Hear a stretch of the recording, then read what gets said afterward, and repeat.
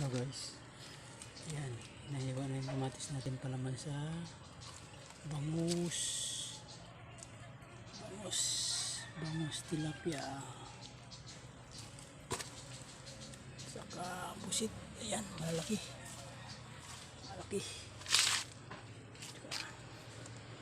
sa bangus tilapia, pusit na yan. Ito tulingan natin, malaki yan.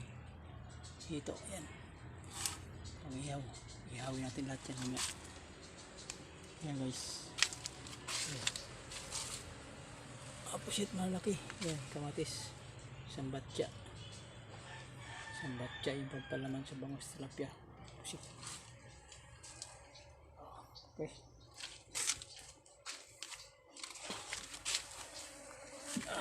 tirain natin, palaman na natin yan, tira pa iba.